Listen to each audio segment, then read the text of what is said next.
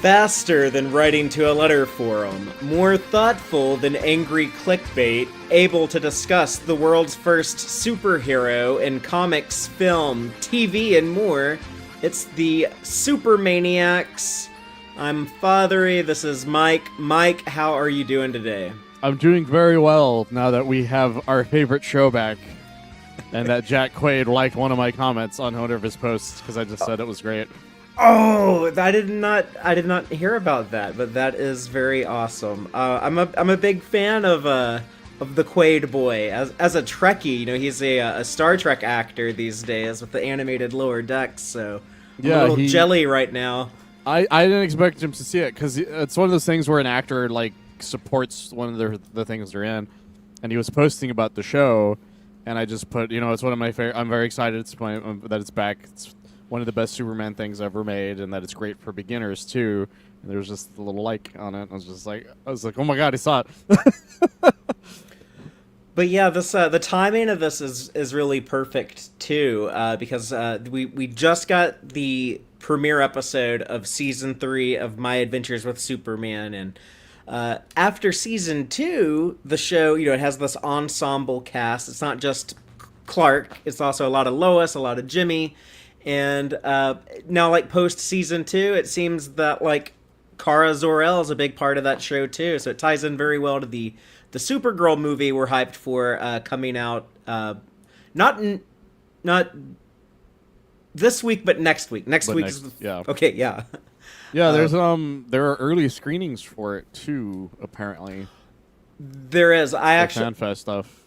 I got tickets for a Wednesday night screening next week, but I was able to just buy them on like the normal AMC website. I didn't have to do anything fancy to do that. No, I saw something earlier than that. I don't know if it's true or not. There was do you know what the Violet Crown is here in Austin? Yeah. They have one for this Friday. Oh, cool. I thought about doing it, but I was like, I'm going to wait a bit cuz one, my girlfriend's busy. the day it happens, and two, the Violet Crown's kind of a more expensive one, and so normally I would have, but I decided against it this time just because I've decided I'm gonna watch these with my girlfriend, because I want to see her reactions to them as a non-Superman fan. Yeah, no, I get that, but speaking of that though, y'all watched My Adventures with Superman together, right? I showed it to her. She had never seen it because I was already watching it, and by the time we started dating, and season 2 I think it just wrapped up, and so I was explaining to her Superman basically, and so I was like, look, I'm going to show you something that I think shows everything I love about Clark Kent as a character that no other thing had been doing correctly, which is showing that Clark is just a normal fucking dude who happens to be Superman. And so I showed her the first episode, and right away Clark is just like, I just want to be a normal dude. I just want to be a normal dude. And just being this charming little guy who's just kind of fun and awkward and stuff. And she fell in love with his ass immediately, which is exactly what I was hoping for. Because My Adventures with Superman is legitimately one of the best things to show a beginner of Superman anything. But, like, the only thing is that you have to make sure that they can get past the anime influences on it, because that's the only thing that hinders it, ironically enough. But My Adventures with Superman is one of my all-time favorite things. And my other problem is that you cannot own it past season 1, and it's only a normal DVD right now. Yeah, there's no Blu-ray release, so what the hell? You know what? We all need to, like, comment on James Gunn's posts, because he's, like, a high enough, like, level head honcho at DC and Warner Brothers. Maybe he could make that happen. Yeah, I'm always curious to what makes those things happen at all. Because this Harley Quinn, that used to be the idea, but then eventually they came up with the Blu-ray for it. So it's like, can we maybe do that here? Because I would love to own these, but on Blu-ray. And eventually I might just have to buy season 1 on DVD just so I have it in case. But the problem is I can't even get season 2. So it's like, it's kind of a pain in the ass. Yeah, it's an annoying thing to have returned to in this streaming era where so many exclusive streaming shows don't get physical media releases. Uh, Very frustrating. Uh, but I recently showed seasons 1 and 2 of My Adventures with Superman to Taylor, and I was really excited to show that to her because I had been wanting to show it to her ever since I first met her back in, I guess, 2023. I think I met her like in between seasons 1 and 2, and I knew that would be like her favorite depiction of Superman because one, she's a big anime person. She's a little younger than I am, and like it's kind of like a younger millennial Gen Z thing. It's kind of like if you're more of a '90s kid than an '80s kid, then you tend to skew like way more anime. So that the Supermanime criticism, which like if people want to call My Adventures with Supermanime, like fair, it does have like that strong anime influence, but Oh, it's not afraid to tell you it does yeah. too. But I think that's part of the appeal to like a newer, likely younger audience who didn't grow up with Christopher Reeve or Superman the Animated Series or any of these older depictions or even Smallville. If you were too young, yeah, this is if you were too young to be a teenager who got into Smallville, then My Adventures with Superman is kind of made for like that generation of audience members. Yeah, it's one of the most interesting adaptations of Superman ever because because Batman has had a bunch of anime adaptations in general. He's had a bunch of anime type movies made. They were all technically like one. It was all in one giant film, which is it's called Gotham Knight, if I remember the name of it. You know what I'm talking about. It came around the time Batman. I want to say The Dark Knight came out. It's just a series of anime shorts that were packaged as a movie. I don't know why they were like it's the anime movie. It's like no, these are all separate fucking stories. I don't know why you're calling this a movie.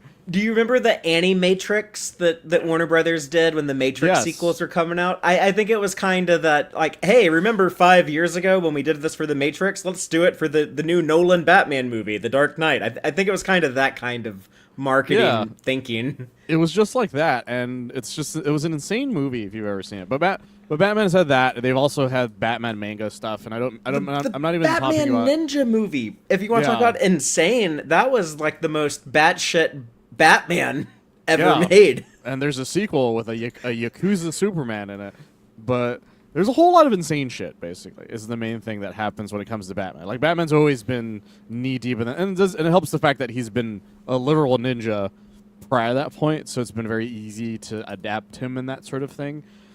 And then where Superman, he doesn't dip his toe into into Japanese stuff very often. There's not really any like Superman manga the same way there was Batman ones because there's literally they call it the bot manga as people call it, which is like it's a very old like 60s 70s Batman manga, as well as this one story about Batman going to Japan because somebody's cloning, like sort of cloning his villains, but not really type of thing. It's a crazy fucking story. It's really good, but it's a crazy story. But they're all like actual action story type things. Whereas like one of the few Superman Japanese things is actually still fairly recent, which is Superman Ecchi, I think is what it's called. I'm trying to remember the name of it, but it's Superman flying around eating food is literally what the plot of the only Japanese Superman thing is. And the cover is him with like a fucking, I want to say a rice bowl in his hand with the chopsticks. And that's literally like the only fucking they've ever done for Superman outside of like, I think they made a Justice League like type manga recently, like, super recently. And so My Adventures with Superman was like a godsend. It's like, why, like this is such an obvious thing to do. Make an anime type version of Superman, but like have your like wear the influences on your sleeve, as well as just also remember that this is still a Superman story at the end of the day, and it all works. Like this Superman's a character that can work in damn near any piece of media. Yeah, Whether it's a pulp story like the old radio stories, or like a modern action setting like we have currently with the movies, as well as an anime, as well as a drama about a teenage Clark Kent. Like Superman is a character that's very versatile, and My Adventures with Superman proves it to me. And ironically, the only thing that doesn't prove it to me is the DC the DC cinematic universe, as it was called, which was the original Snyderverse stuff. And even then, it worked for people. Like I'm not gonna pretend I loved it, but it worked for some people. Yeah. So that just shows that Superman can still be used in very different ways. It wasn't the largest audience, but those movies definitely struck with a vocal audience. That they like to remind us that they did exist. So. Yes, they won't stop reminding us that they exist in the worst possible ways by shitting on things like this. Ironically, you know. But no, I'm very happy that she ended up really liking it. But because this show, you can point at stuff constantly. You'd be like, well, that's clearly a reference to that. That's clearly a reference to that. I'm going to mention what one of Kara's references right away whenever we get to her. But yeah, we highly recommend the show. We're mostly going to be talking about season 2 up until now because season 2 was all about Kara. And then we have a current episode that also has a lot about her as well. So, Mike, what about this? What if we just spend a little time talking about the show and Supergirl in season 2, just to kind of recap some things and refresh people on that, and then we'll save like the season 3 premiere episode spoilers for last, in case anyone wants to go watch the episode before they hear us talk about it, and then we can just kind of unleash on the new season 3 episode. Yeah, so we can definitely do that. So it's they're fairly short seasons, guys, as well. If you ever guys get a chance, you can finish them both. Yeah, but pretty much in an afternoon. They're if not a couple days at most. 2 10-episode seasons, but they're like half-hour episodes. But yeah, like you could, like currently, if you watched the current 21 episodes that are out, you could do that in like 10 hours, literally. Yeah, it wouldn't take you long. It could take you like a couple days at most. And so, yeah, so the plot of My Adventures is great because it reminds me a lot of the way, like some of the newer Superman stuff, which is that Clark isn't already into the idea of being a hero. He is just the guy who wants to be a reporter really badly. So you see him, he's just living his life in Metropolis. But then he becomes an intern with his best friend who he went to college with, Mr. Jimmy Olsen, the man himself, the legend. And so I'm sorry about that. There's something in my throat. So what happens is that they make it to the Daily Planet. It turns out Lois is an intern before them. He falls madly in love with her from like first sight. But what happens essentially is that he finds himself embroiled in a mystery that involves experimental robots, the government, and a series of criminals that sort of force his hand to have to become, I want to say, who he was meant to be, the way the way Superman and Lois describes it, but in his head it's more like embracing who he already was without having, like, he has to embrace that he is an immigrant. He has to embrace that he is not human. The part of himself that he was uncomfortable with, that he wanted to deny and hide. And you see the flashback to him as a little kid, and when he discovers his spaceship, and how he immediately gets freaked out and tries to hide that and bury it and cover it. And he's suppressing this part of himself. And here he finally is like, okay, I have to come to terms and accept this part of myself. Yeah, it has a lot in common with Smallville in that way. Because in Smallville, he doesn't fully accept who he is by the time of the show, where he's fully embraced that his Kryptonian side. He's able to fly and everything. In this case, Clark can only fly and punch things currently. And so what's great about the show is that as it progresses, his body acts kind of the way a video game character does, where like it starts unlocking potential things he can do after moments of things that start happening to him. So he discovers his heat vision, he discovers his super breath, He discovers eventually his super hearing. All these kinds of things. Like he even discovers how invulnerable he really is. That sort of thing. And while this is happening, he's juggling a new romance with Lois Lane, his coworker, while also trying to hide who he is from her, as well as his best friend Jimmy, as well as trying to figure out how to be Superman the whole way through. And the first season is about. It turns out all the stuff that got stolen by the criminals was redistributed among all the other criminals in Metropolis, and the government wants their shit back.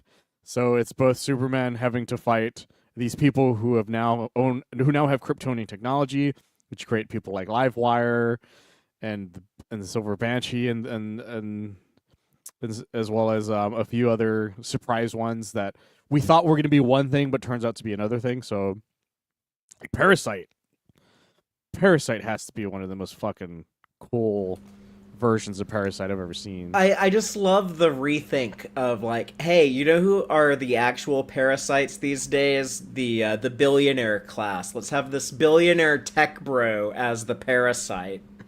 It's wonderful. It's so fucking perfect. And then you during that episode we meet another very very important character to the Superman mythos, which according to the writers was a maybe. They were like, we snuck him in here with the idea that maybe we could make this work because they were told not to use Lex Luthor originally. Yeah, they had to introduce him as Alex because they're like, he's not Lex, he's Alex, and he has hair. And he just happens to wear a lot of purple. That type of thing. It was wonderful. I loved it. And then and so Superman's dealing with all that as well as a government conspiracy against him. Because it turns out that his arrival to Earth was not this version of Superman that we all know. This is the other thing I love about the show, is it plays with the mythos of Superman in a way that I think even the way the James Gunn one didn't do exactly. Because the James Gunn one has like some vibes about that, which is that like you weren't sent here to be like full peace guy type of thing, although it turns out he was, but the circumstances around his arrival are not cut and dry, which is what I really loved about it. Because holy shit, the reveals that happen throughout the show. Clark is not only like the Kryptonians aren't a benevolent race. They used to be warmongers, just taking over everything, and there's just so much stuff happening. It's really hard to condense season 1 real quick.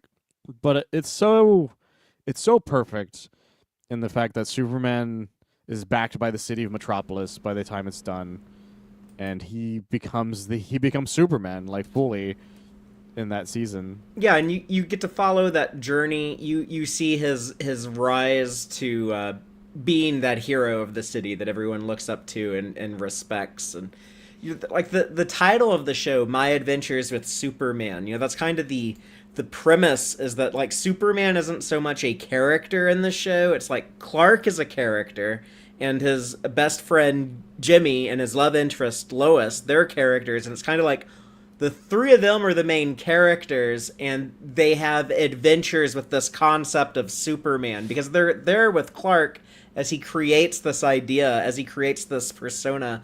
One of the things I loved so much while watching this is, like I love Superman the animated series. It is frustrating as hell that in the course of that show, Lois never learns that Clark is Superman. They can never like advance their relationship. They can never like fall in love.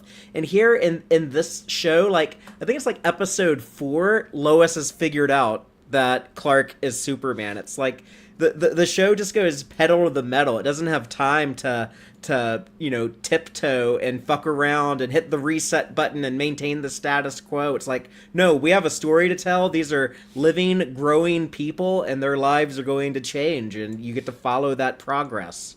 It gives her so much more credit as a reporter. Yeah, this right away. Brilliant reporter. She's supposed to be like so smart at like figuring out what's really going on. Yeah, it's wonderful. She and the fact that Clark keeps trying to tell her prior to her discovering, but she keeps saying things because we've we've all been in a situation where we have like our own sort of like, our deep personal. I don't even want to call it shame. Just like, it's just something that we don't tell everyone right away, type of thing. And then you're about to tell them, and then they say some shit that you're just like, oh, you're not a safe person to talk to right now, type of thing. And so she accidentally does that multiple times before he can tell her who he is. But the other thing I loved about the show, though, was that it shows that Clark is not subtle about being Superman to anyone. He's just that nobody seems to notice unless they start paying attention to it. Like, there's the great sequence of the day or in the episode where she wants them to admit who he is. And she's just like, yeah, there's this heavy package. And he's like, oh, let me get that for you. And he grabs it, and it's full of weights. And it's fine at first, because you're like, well, he's just the guy. Maybe he can just do that. And then he just launches them like they're nothing. And he's like, oh, yeah, let's just go take care of it. And he throws it, and just, like, it slams on a counter and just, like, breaks it. And he doesn't even notice he's done this, which is the thing that makes that scene so funny. Because she's like, how the fuck did I not know this man was Superman when he just did this dumb shit in front of me? Well, and then there's the reveal that Jimmy knew. Yeah, for a long time. Like, yeah, and his explanation was just like, dude, when we met, you ripped the door off the handle and you blamed it on the screws. He's like, well, it could have been the screws. Although, if you go back and rewatch those first 5 episodes, knowing that Jimmy is in on the secret, there's a few things in there where it's kind of like, oh yeah, Jimmy knows that Clark is doing a Superman thing. Oh yeah, the most obvious is when he stops the alarm, but he shatters the alarm clock, and Jimmy goes, "Oh no, I can't believe all of our alarm clocks have exploded." Yeah, like it's clear he's saying it sarcastically, knowing now because originally you're like, "Well, Jimmy's just being dumb," but now you're like, "No, he knows full well what's going on, but he can't. He's waiting for his friend to come to him and explain to him, by the way, I'm an alien," which makes Jimmy an interesting character, because Jimmy isn't just normal Jimmy Olsen. He's also a streamer named the Flamebird, which is also a reference to something. Yeah, great use of the Flamebird name. Yeah, it's fantastic, and he's just been talking about the weird and whatnot, and aliens and all kinds of shit, and it's just kind of funny that he wants Clark to talk to him, but at the same time he doesn't want. At the same time, he feels like Clark doesn't feel comfortable enough to talk to him. It's like, Jimmy, you're talking about constantly showing the world that aliens exist. I think I would be worried, too, if I had to tell you something like that shit. So it is kind of funny. But the fact that the second you find out that Jimmy also knows, the show just goes like, well, the secret is still a thing, but just not with these two. Because we don't have to worry about riding around these 3 having to not know who Clark is the whole show. Yeah, and we've seen that depiction of Superman played out so much. It's a lot more fun and just more fresh to be like, well, what if Jimmy isn't on the... Not just Lois, but Jimmy too. That's something that the comics really never fully commit to. Yeah, because Jimmy... Because the few times that Jimmy knows, they're always like New 52 shit, where he during Truth, for instance, where that happened, or it's an alternate reality story where Jimmy knows in some way. But one of these days I want him to be like, look, Jimmy's always known, because Jimmy takes pictures of Clark all the time and hangs out with the men all the time. I'm sure he would have known at some point. We were just talking about the Jeff Loeb Batman Superman stuff recently, and I think it was in some Jeff Loeb comic. There's a line somewhere. It's either from Batman or Superman's perspective, but there's like a thought caption where he's thinking, man, like, Jim Gordon is too good of a detective not to know that Bruce Wayne is Batman. And just like that, Perry White is too good of a reporter to not know that Clark Kent is really Superman. But they're both just like too good of friends to ever actually point that out. And I always kind of thought like, oh yeah, there's probably some truth to that.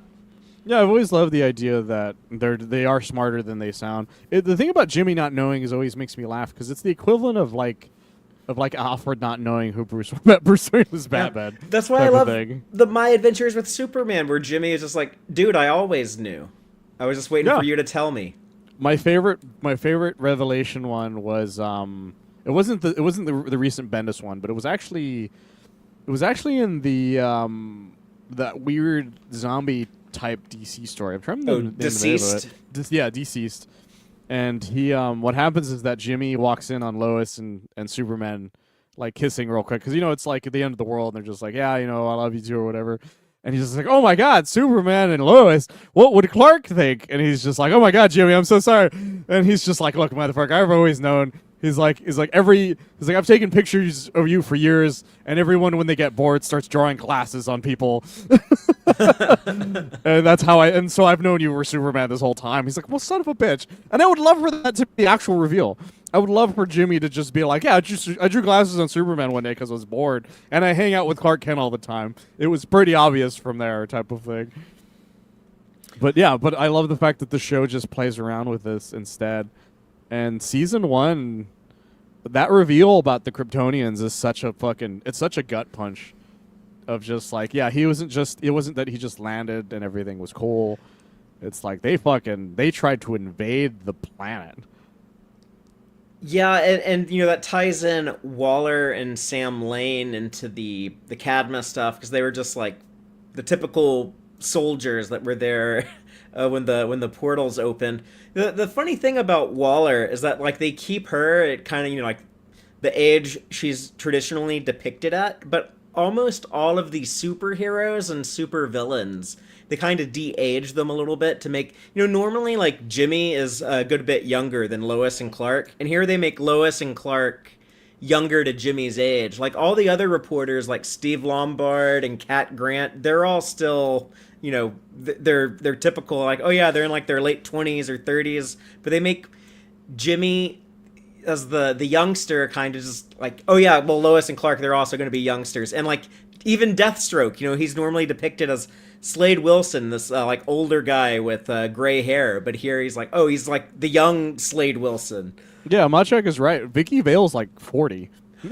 Yeah. She's as old as Perry White is. And not a ginger for some reason. They didn't give her her trademark red hair, but that Vicky Vale is one of those characters that varies constantly. She's either a ginger, she either has black hair, or she's blonde in some Kim versions. Basinger was Vicky Vale, I guess. Like there's so many different versions of Vicky that I'm just like, I'll allow it type of thing. And so, but she is so. That's the other thing, is that the show never tells you the other heroes don't exist, but it never tells you they do. But it tells you all their cities exist. Because we know Gotham exists. We know that Central City might exist. Yes, and we know that eventually there's going to be a My Green Lantern Adventures spinoff. with Green Lantern, yeah. And Machiak was nice enough to send me some the promo image that they have of what she most likely of her appearing later down the line, because they're gonna like backdoor pilot her. They're gonna have like Jessica Cruz show up this season of My Adventures with Superman. Yeah, there's like a that's there's cool. Like there's a promo image of it for apparently on like Entertainment Weekly, because that's what it shows it on the corner of the picture I was sent. I like that. I think that's a good idea. I think it's a great idea, and I'm also very happy that Jessica's as popular as she became. She was one of my favorite additions to the New 52, and seeing her become such a huge thing is great. But enough about her for the moment. But yeah, Superman then having to defeat essentially the government in season 1 by defeating Parasite is so great. But it also shows like it's hard to fault Waller and them for hating Clark. Yeah, right away. it would be scary and traumatizing to anyone who witnessed the almost Kryptonian invasion. Yeah, and the other thing I think is great is the show does a good enough job not immediately telling you that General Lane is General Lane, because I got it like right away. Like I saw him, I'm like, well, that's clearly Lois's dad, but that's because I know Superman like the back of my fucking hand. Whereas my girlfriend was like, who's that guy? I wonder who he is. And I'm just like... Same thing. The same thing happened to us. And like, Taylor got really invested in this story. So she was, like, on the edge of her seat. And, like, when that... At the end of the season, when you see General Lane in the flesh show up, and she was just like, oh, shit. Yeah, when he's just like, by the way, this is my dad. Because he opens the door. Because this is what's great about the show, is the show never stops and goes, by the way, this is Lois's dad the whole time. It's just, it's that fucking your heart drops moment if you don't know what's going on, because he opens the door and there's this fucking kidnapper and torturer at his door. It is, and not just like he's in Metropolis and they've just figured out, or they've confronted him as Superman. This is his parents' house. Like, that shit is terrifying. Yeah, on the farm in Smallville, where there's like, his most personal kind of safe place. Yeah, and the ship is like right next to him. Yeah, and it's already scary because it's like, oh my god, I'm going to invite my girlfriend's dad over. This is the first time I've met him. They have a rocky relationship. I hope everything works out. I hope I make a good impression. And then it's like, oh, it's actually my arch enemy. It's such a fantastic, and then the season 1 ender is so fascinating because it's him really fighting off what's going on, because they accidentally activate the ship using. This is the other thing about season 1 that I find fascinating, is it doesn't play with the tropes of Superman the normal way. So kryptonite doesn't exist because somebody found a piece of his home and was like, this is kryptonite, this will kill Superman. No, a series of multiverse Lois Lane show up with a ball. Oh no, she doesn't even have the ball. They just find out, they show up and shoot him with it, with kryptonite lasers, and he's like, what the fuck is happening to me? And then Lois finds a ball that's like, it's like, here's all this evil Supermans we know about, and by the way, here's a piece of kryptonite to go with it in case you ever have to deal with these specific motherfuckers. So kryptonite isn't even introduced the normal way. Like, it's not like they go into this ship and they find kryptonite. It's not like they're like somebody at Cadmus is like, hey, by the way, I found this. Like, kryptonite exists because of multi-dimensional shenanigans. Yeah, because there's the League of Lois Lanes that travel across the multiverse. The show can do these really ambitious things like that, while also being like, hey, we're just going to be like a really simple, here's a you're new to Superman, here, just we'll kind of spoon feed you the Superman mythos and kind of hold your hand, keep everything real simple, but then just create this like bonkers concept like the League of Lois Lanes and throw that at you too. It's incredible what they do with the show. It all works, yeah. Yeah, because I think if I was watching Bruce Timm's Superman show, and they're like, by the way, we introduced kryptonite using multi-dimensional shenanigans involving Lois Lanes, I would have been like, that's the stupidest thing I've ever heard of. Because that show would never do that. That show isn't designed to have a League of Lois Lanes type thing, where My Adventures of Superman having an anime as fuck Mr. Mixiel Spitlick, as well as just this weird, insane world. Like you met a talking French gay gorilla and his German brain lover prior to this. So you're just like, yeah, I guess the League of Lois Lanes makes sense. You just don't question it. Like, the whole show just makes you not question the weirder aspects of it. We saw Superman have a Sailor Moon transformation. That's what Taylor said. Taylor said the exact same thing. Although it turns out it's actually a reference to another Sailor Moon type magical girl show, by the way. Because I remember asking somebody about it. They're like, actually, it's about this one. I'm like, this show is so anime, it's ridiculous. Because it's even deep cutting animes I don't know about. Type of thing. And I find that fascinating the whole way through. But yeah, it's crazy. Like, you were talking about how we would like the show to, have some other DC heroes in it. And I guess we were getting some Green Lantern this season. So that's a cool idea. But they're the first other DC characters outside of Metropolis they bring into the show are Mala and the Brain. Just like some of the, like, they were trying to find like who's the most insane characters that we have to include here. It's fucking wild. And like their version of Mixia Splitlick as an anime character. Yeah, he's a fun little guy. I like that episode's full of references. And so even if you're a fan of Superman, it's an incredible episode. But if you're not, it's just a fun time because of all the dumb things that happen in it.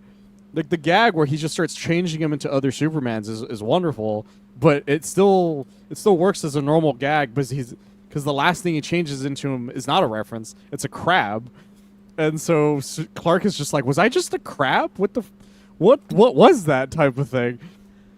Like it's such a fun episode, and I'm excited because he's supposed to apparently be in this new season, most likely.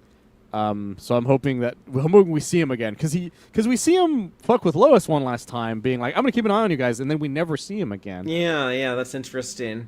I guess season 1 does end secretly introducing the Kara Zor-El of this universe, but we don't know who is behind the helmet. There's a Kryptonian warrior in space, Brainiac. They kind of go with the Superman the Animated Series origin of Brainiac. He has a artificial intelligence from the planet Krypton, who has now post Krypton has been going on his galactic conquest and trying to take over all these worlds. He's exterminating these worlds, and he has this Kryptonian warrior leading his robot army.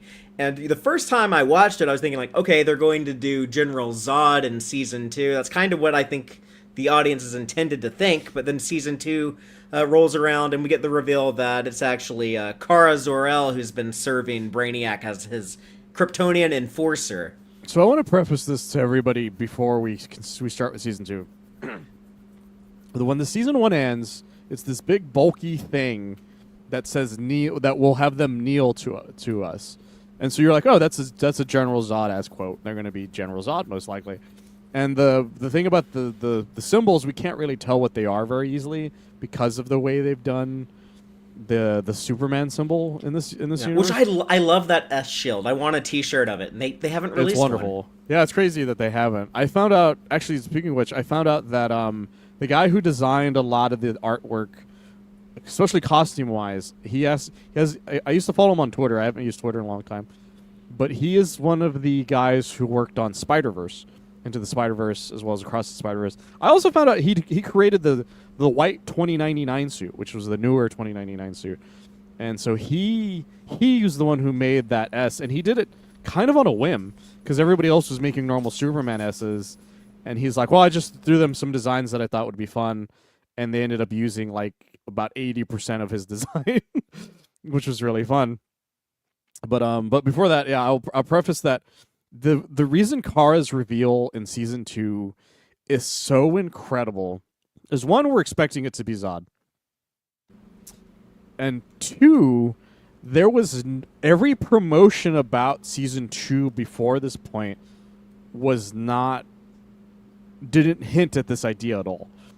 For people, I don't know if you remember this promotional image. It's the one where it's Jimmy, Lois, and Superman, and they're wearing those spacesuits from the end of the season, which is like that. They make them look like they have cat ears, and it's them in space, like, and reaching out, and you see Supergirl reaching out her hand as if they found her in space.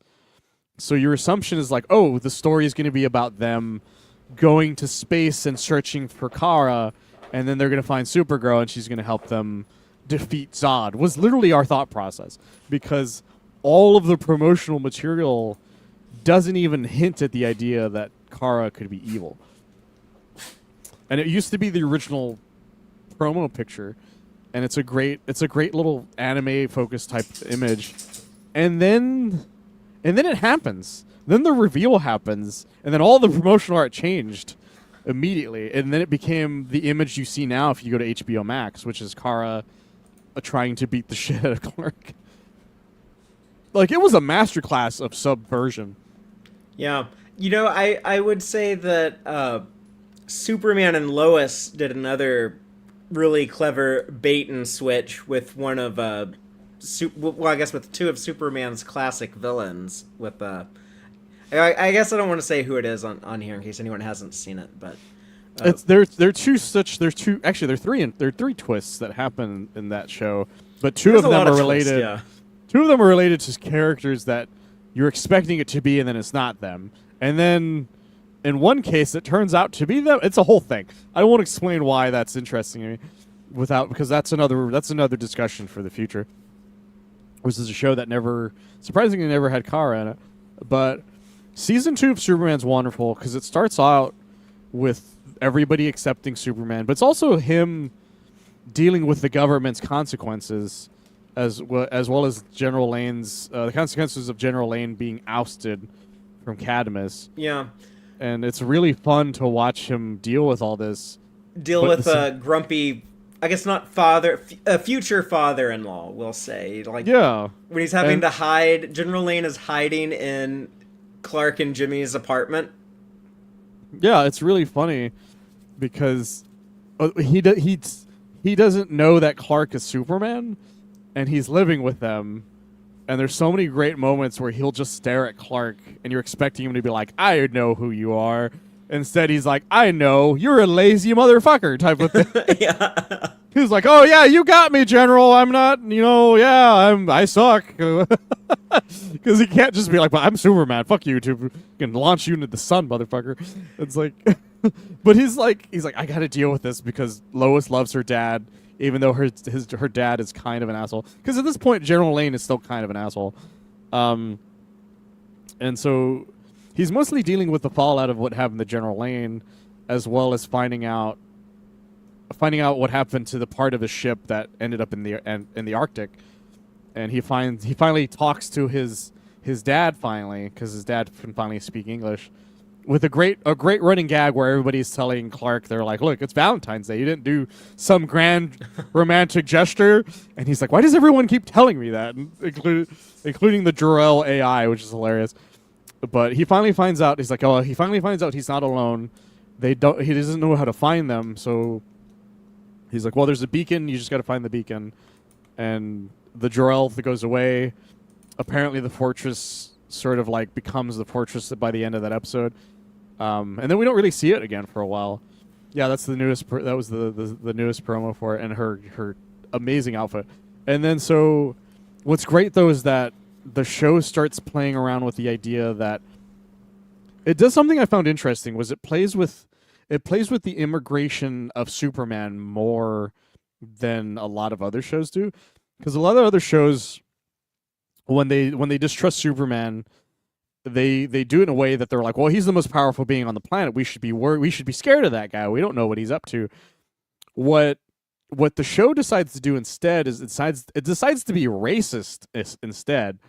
It decides to be like, we don't trust Superman not because he's the most powerful thing on the planet, but because he's not from here. He's not American. Is basically what they're saying. It's like he speaks American, but he's not American. Is basically what the show does, and it has this fucked up tagline: "Earth is for Earthlings," which is the thing that the Legion of Superheroes plays with more because it's the future, the far long future. There's aliens everywhere, and Earth becomes more and more Earthist, I guess is the best way of putting it. Yeah, it's like after a lot of alien immigrants show up on Earth, you get like the Earth nationalists that are like, "No, like if you're not from here, we don't want you here." Yeah, and so Lex Luthor, who is confirmed to be Lex by this point in the show, has started to rile up everybody to start going against the idea of Superman being here for us, with a fucking fucked up way of doing it by like inviting Jimmy. It's like, "You're gonna speak at this thing. It's gonna be awesome." And Clark's there, and he's like, "Yeah, this is gonna be great." And then instead, it's just like, should we trust Superman? Why we think Superman is gonna murder us all with his bare hands, type of thing. And Jimmy doesn't know what to do because Jimmy isn't a public speaker. He's like, at least not in the sense he's not prepared for a debate. He's been asked to do a debate without knowing he's there for a debate. You're gonna speak at this event, and then it turns out to like, "Welcome to Superman HaterCon 2026, where we're just gonna shit talk Superman." Our next speaker, Jimmy Olsen. Superman's best pal. We're here to turn him against him. Yeah. Is basically what happens. And unfortunately, the government attacks in the middle of this, and they all blame Superman. So everyone starts turning on Clark, and it makes this very like there's misunderstandings that happen too, because he's trying to talk to Lois about this thing, about the fact that he's like, "I feel so alone. I want to find my cousin who I know exists now," but she keeps like stopping him before he can say anything because she's so worried about her dad and everything else that's going on. Like it's an accidental selfish thing because she just doesn't know that he's going through this because he can't get it out. And then there's that really sad misunderstanding where she's talking about Clark to her dad, And her dad's just like, that dude's fucking weird. I don't like him. Like, he's so different than everyone else. And he doesn't even, and he just says that as thinking he's a person. Where when Lois kind of agrees with him, Clark seems to think it's about him in that way. But he flies off before you can hear what she has to say. Which then in turn causes him to use the beacon to be like, hi, I'm Kal-El, looking for group type of thing. And so she shows up, and which becomes the beginning of like we still don't know the twist up to this point. Which she shows up, or she doesn't even show up. There's like the floating tyrant man thing that we've been following is hovering above the planet after the beacon is revealed. So you're expecting like Zod or somebody to attack, something like that, and then she shows up next episode dressed like Android 18. By the way, this is the Dragon Ball Z reference I had to bring up. I know the exact outfit, and I did not connect those dots until right now. But yeah, and the white and black. Yeah, it's her second outfit. Yeah. This is the funniest thing about that outfit. A lot of people don't know or they forget. That's technically Chi-Chi's clothes that she's wearing, because she ransacks Chi-Chi's closet, which is how she gets that outfit to begin with. Which is very funny to me that Chi-Chi would wear something like that. But but it looks great on Android 18. But she's wearing just her Android 18, and it works because she's acting kind of like a cyborg. She shows up, fish out of water as hell. Very much. This is of every Kara Zor-El depiction we've talked about on this show, this is the one that by far seems the most like an alien. Yeah, and what's great about it is knowing the twist now explains why she talks the way she does. Because when she shows up, she doesn't just talk like, hey, I'm an alien. She talks more the way RoboCop would talk.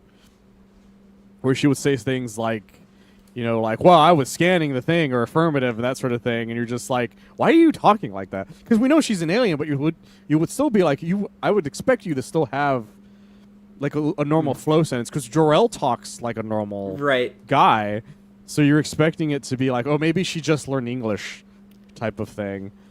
And then you find out, like, then it's kind of probably still the thing. But then she meets Jimmy Olsen in a very fun episode about misunderstandings, where because he is now a manager at the Daily Planet because he sold Flamebird to the Daily Planet for a shit ton of money, by the way. At that briefly point, became a millionaire. Beginning of season 2, Jimmy Olsen's a millionaire. End of season 2, not so much, not anymore. Yeah, but it's hilarious. But he's never been a manager. He's never been a leader.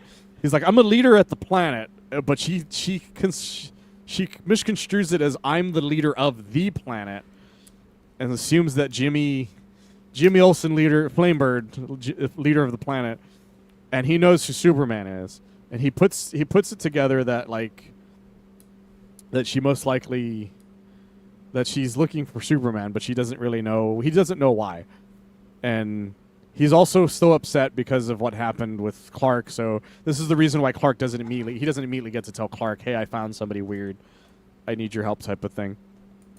While this is going on, Superman's still dealing with the fact that everybody is being racist as shit about Kryptonians, as well as the fact that Lois is insecure because everybody wants to date Superman because he's the most eligible bachelor in all of Metropolis. And then the twist happens, because it's just this fun little moment, and then finally Kara goes to where Superman is during this little dating show, and she's like, what is this bullshit? She goes into like full Saiyan speak. That's kind of another anime thing. It's like a Viltrumite Saiyan mindset, where they're like, we are warriors? What is this bullshit? You're here just parading around in bright colors, talking about who you're gonna fuck. This is ridiculous. Like, she's so upset by it, and Clark is not in a position to like fight back, because one, he's mentally exhausted. His best friend has turned on him on accident. His girlfriend has turned on him on accident. Like, the whole planet has turned on him, essentially, due to like xenophobic statements. And so she gets his ass, and you find out she's the bad guy. She is the warlord. She is the thing that we saw at the end of the first season. and she wears this incredible like red and black outfit. It reminds me of New 52 Connor Superboy. Oh yeah, very much. Or not even Connor. I don't think his name was Connor. That was a very strange thing. But it has that Connell, whatever he was. Connell, whatever the fuck he was. He has this outfit that kind of reminded me of that, and then the reveal that not only is that happening, but it turns out she just doesn't know any better, because it turns out she's working for Brainiac, because she keeps saying her father. She's like, my father this, my father that, and you're like, oh yeah, and so Superman's just like, yeah, your father, Zor-El, yeah, I know who your father is, type of thing. No, like the whole season is like the most tragic version of Supergirl, I think, outside of like because Elseworlds do like tragic Supergirls, but it's usually like not the main Supergirl, if that makes sense. Well, it is a very tragic backstory to find out, like, oh, she's been raised by this evil computer, which kind of explains a lot, but also she's been used to commit all of these heinous genocides across the universe, and destroy all these planets and everything. But in spite of all of that trauma and how like unimaginably traumatic and terrible that would be to experience that, this is still a bit more wholesome Supergirl than some of the other depictions, and I really love that she can be both. She can be like the little sweetheart like Helen Slater, but also have the the traumatic, serious backstory.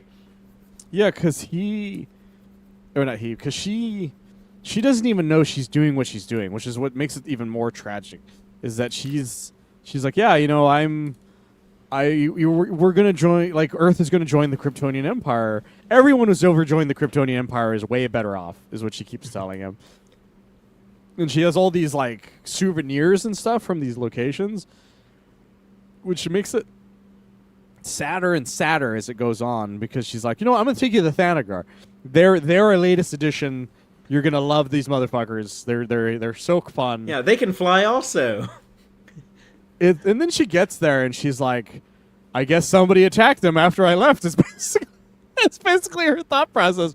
She's like, I don't know what happened here. This whole place was teeming with life. And Clark is the one who puts it together immediately. He's like, Did you murder everybody? And she's like, no, I'm not a murderer. And he's just like, okay, I'm just gonna, yeah, fine. What, maybe something happened after you left. I don't know. And then they meet Brainiac.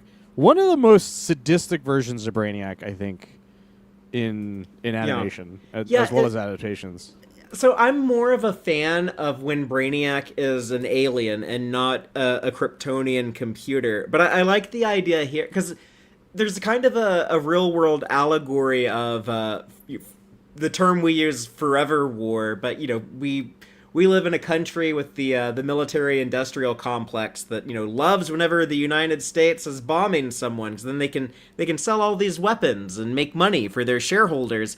And that's basically what Brainiac was doing. He was trying to maintain hostilities. He was like, hey, we gotta keep fighting these wars, because that's why the Kryptonians use me. I was their computer programmed to fight war. And when the Brainiac computer software found out that Jor-El was trying to have peace talks with the enemy, he lost his shit and killed off the Kryptonian so that he can maintain the hostilities.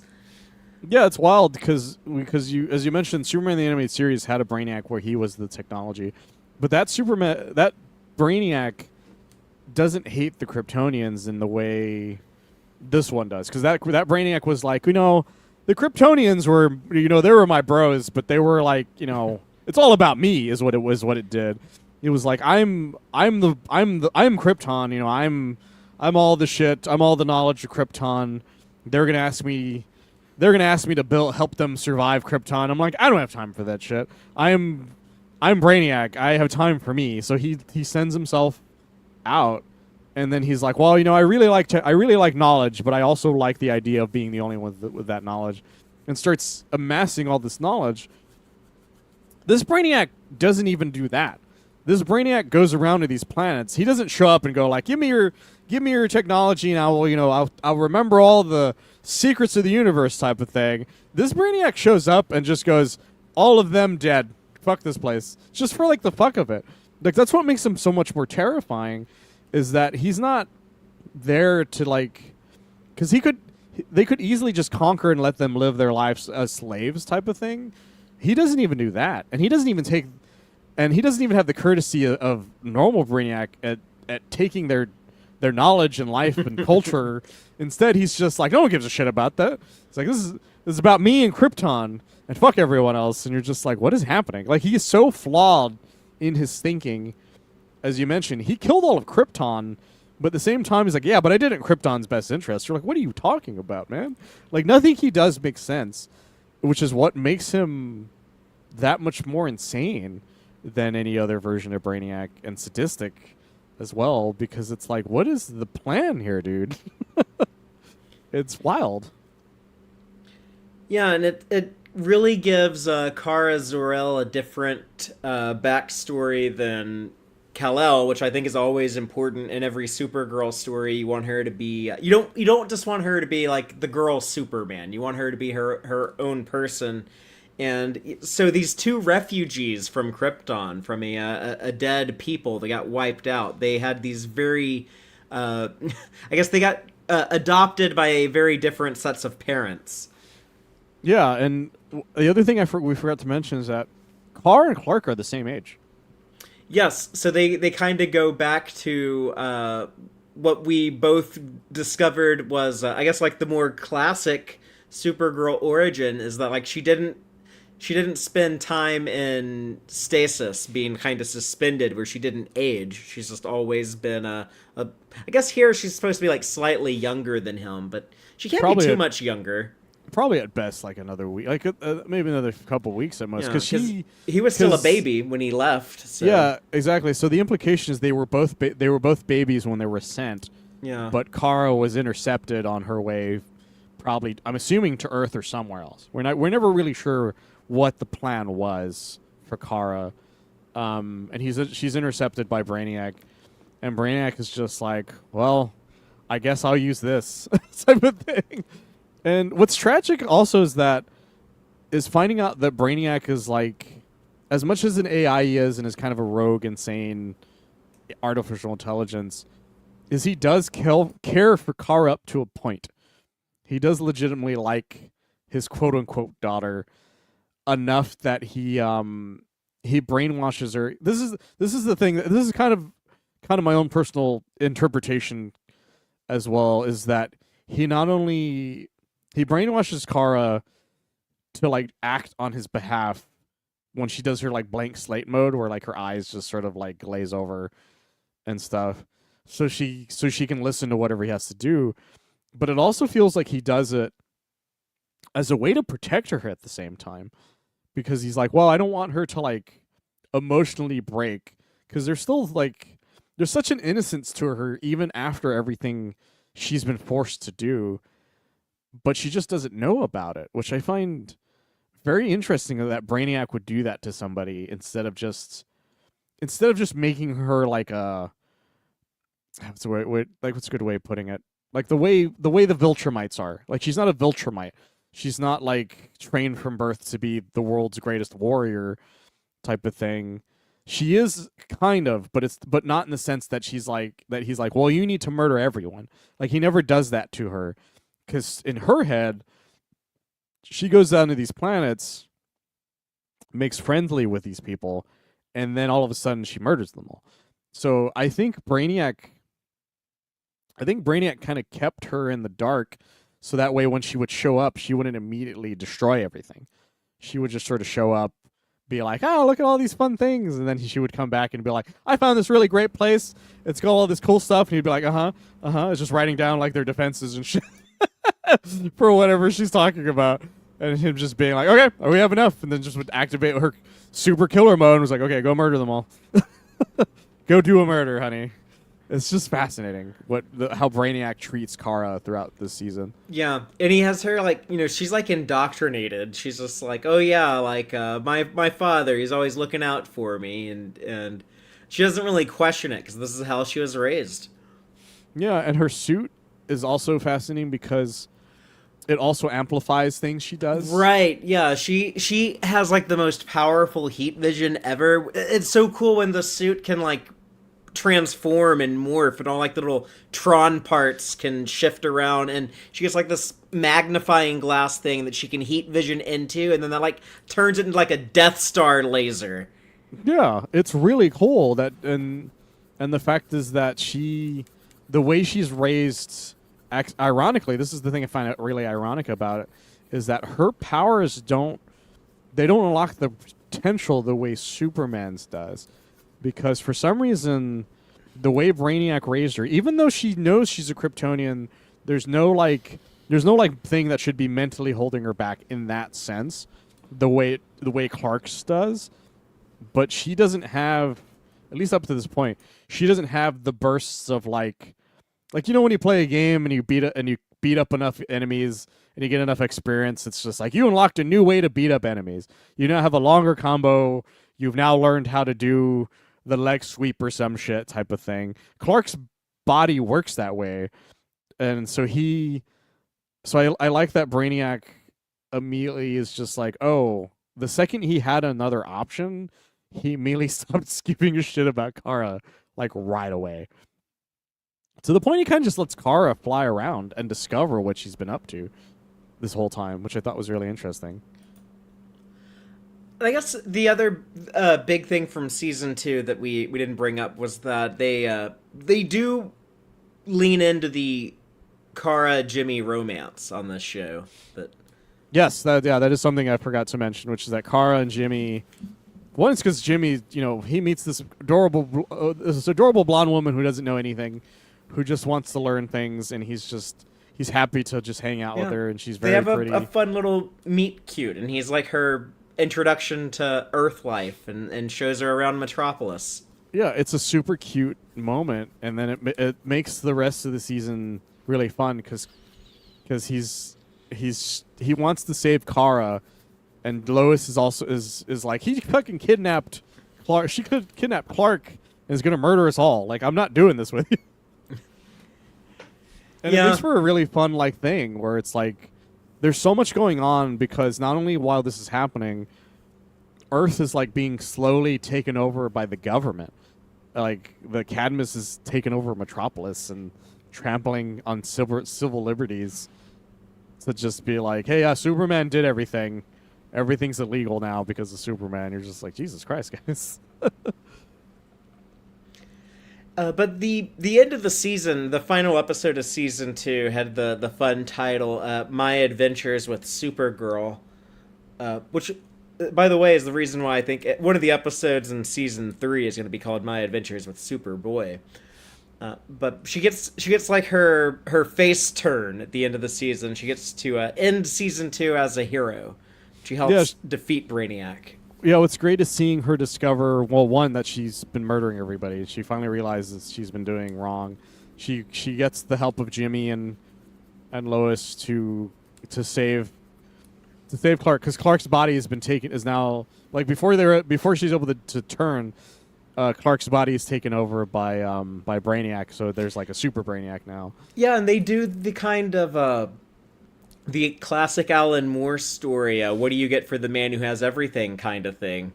Yeah, it's wonderful. It even calls it the same thing, the Black Mercy, except instead of being a flower, it's this little headband that you put on, and it causes Clark to think that he's living on Krypton, and it tries to force indoctrinate him into the Brainiac version of Kryptonian life, which is that, like, he's going to be evil, but he's so good-hearted that the program can't even do that to him. Like, he's too busy being like, well, I'm talking to the animals, I'm trying to understand them, I'm bringing them cakes, that kind of thing.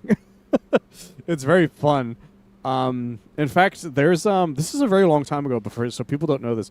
A long time ago, there was this leaked set of concept arts as well as character descriptions about some enemies, and one of them got scrapped, but I think was reworked into this episode, which is that it was supposed to be an evil AI version of his mom.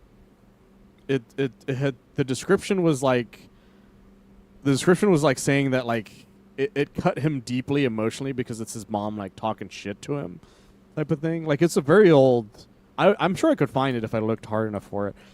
But and I was curious to see what like everything else that had been leaked eventually became an episode. The Vicky Vale stuff, even the Cadmus stuff. But that was the one thing that never got the same payoff until the episode with the Black Mercy. And even then, it doesn't do the description that it gave. I don't know what made them change their mind on it, but I think that's just fascinating. But yeah, and so Kara tries helping. She's unable to defeat Clark right away, but they free him. And then she's like, "Yeah, I'm on your guys' side now."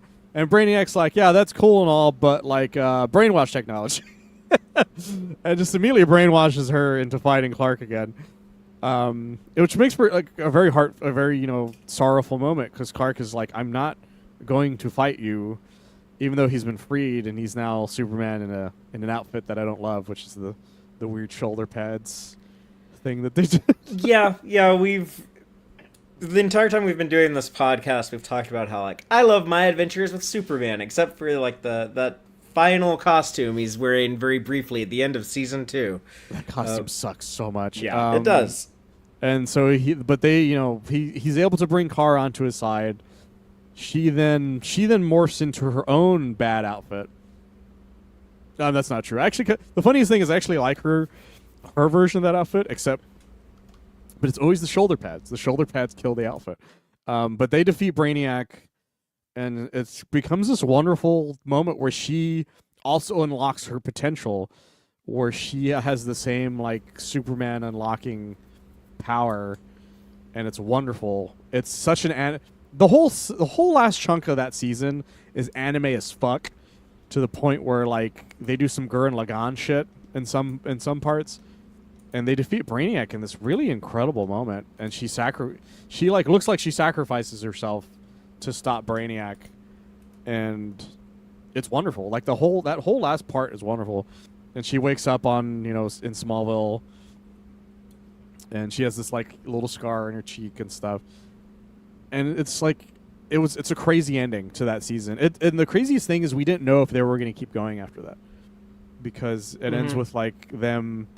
It ends with them flying off into the sun with Lois and Jimmy together. Like there's a lot of heavy implications at the end of that season that that Jimmy and Kara are going to get together. But yeah, it felt like, and I am very confident this was the case, that they had ordered 2 seasons of the show when it got the original green light, and the people making it, no one knew like maybe this will be the end. Maybe we have ideas to do season 3 and beyond. But we might have to stop here. Yeah, they were very smart to be like, well, we don't know, because I think at this point the Superman stuff was the people in charge were changing. Yeah, like this is around the time when Gunn was taking over, and luckily, My Adventures with Superman was something that James Gunn was like, oh yeah, I like that. They should definitely keep making that. And it in season 3, I was pleased to see was actually. Presented on HBO Max as a DC Studios show. Yeah, and there's also the idea that, according to the creators and everything, they're like, look, we have ideas for more. We haven't been greenlit, but they haven't been canceled as well. So I think it's another instance of like them waiting to see how this season does, which is one of the reasons I'm going to keep, shouting from the rooftops, hey, season 3's out. For the love of God, everyone watch season 3. Yeah, we should talk up season 3 in the next few weeks while it's on. Yeah, so let's talk more about Kara herself. Kara herself is just, again, it's the most fascinating version of Kara I think I've ever seen, because it's not like this is like a side version of her in Superman the Animated Series, or a side version of her in the comics where it's like, well, what if Kara was raised by Brainiac? It's not like a what if story. This is her reality in this universe, which I find so interesting in the fact that it's not any of the other versions. She didn't show up as on Earth late. She didn't show up on Earth randomly and was thrown into an orphanage. Like she she is a being of like she is a tragic figure in this world who it becomes a hopeful figure by the end of Yeah. the season. Yeah, I think I said it earlier, but I guess like the way that I sum it up is that she is still as big of a sweetheart as any of the sweetheart versions of Supergirl. Like Helen Slater, for example, or the CW TV show. But she also has like the same that heavy trauma and that kind of like gravitas of that serious backstory that Tom King's Supergirl has. Yeah, I her like trauma is so much different. yeah, and she could like go through that though, and still like not be like a cold-hearted asshole. Like still be like the sweet, awkward, shy girl who you totally believe is the alien. And plus, what a fun romance to have with Jimmy Olsen to have to explore in season 3. The guy who's like he's all about like the weird stuff. Like yeah, giving that guy an alien girlfriend seems like a really fun move. Yeah, it's wonderful. It's so perfect, this whole arc for her, discovering that the world is so much more than she thought it was. And yeah, and she easily could be, knowing what she knows about her life, she easily could be this dark, brooding, fucking 90s edgelord comic book character. She's Which kind she's of not. the funniest Supergirl. Her fish out of water, but like they're doing it in a way where it's fun and doesn't seem like super annoying. Yeah, I think it's really fun. Her discovery of ice cream, for instance, was really fun when he shows it to her. Yeah, She gets her brain Maciek freeze. was commenting on how like they gave Supergirl Wonder Woman's love of ice cream when she first arrived in man's world. Yeah, which was really fun. And then, and I guess we can talk about her in season 3 now, because season 3 just started, and one of the reasons we wanted to bring it up is because of the fact season 3 continues on the story of Kara Zor-El just as much as it does for Clark, and I thought that was really nice. So for people who are only listening, we are currently looking at their current outfits. The end of the season, she didn't have the skirt, he didn't have the trunks. They had these really pointy shoulder pads. They were also way more blue than they were red, was the other issue I had with them. But I love their current outfits a lot. It's probably, I think I like it better than I liked the first season Superman outfit. Yeah, no, big improvement. It looks a little bit like older and more mature. So it looks like Superman has, like he's grown a little bit.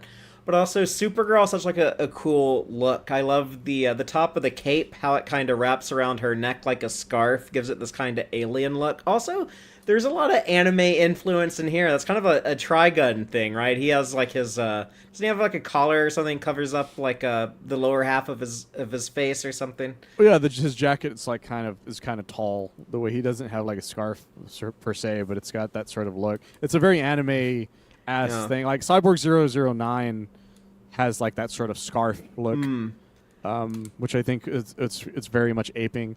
But you can also tell that they probably got some notes that they're like, hey, try to give her the skirt, because Supergirl has a skirt again. But it's a very like alien looking skirt. This ain't no Earth Girl's skirt. This is a Space Girl's skirt. Well, it also reminds me of Wonder Woman's movie skirt.